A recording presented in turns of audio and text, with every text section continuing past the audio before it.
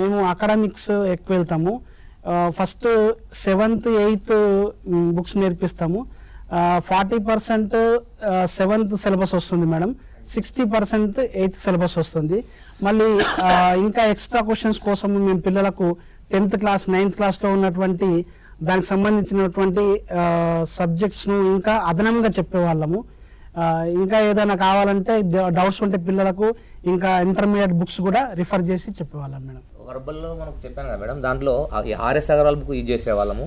Non వర్బల్లోకి వచ్చేసరికి మేము IFL panel use చేస్తాం.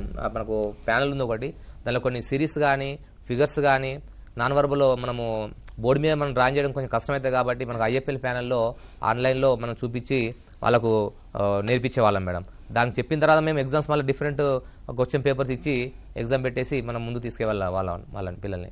రీజనింగ్ అర్థమెటిక్ సంబంధించి ఏ బుక్ అయినా సరే మేడం, అంటే కొంచెం హై స్టాండర్డ్ బుక్ మెయింటైన్ చేస్తే పిల్లల్లో క్రియేటివిటీ పెరుగుతానే ఉద్దేశంతో మేము అంటే ఇవే క్వశ్చన్స్ ఎగ్జామ్లు వస్తాయని చెప్పాం మేము.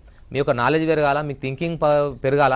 ఈ క్వశ్చన్ చేయడం వల్ల మీకు ఆలోచన అనేది ఇంక్రీజ్ అవుతుంది. ఇంక్రీజ్ అవడం వల్ల మీకు ఆ ఎగ్జామ్లో ఏ టైప్ ఆఫ్ క్వశ్చన్స్ ఇచ్చినా కూడా మీరు చేస్తారనే ఆలోచన మీకు పిల్లలకు మేము పెంపొందిస్తాం.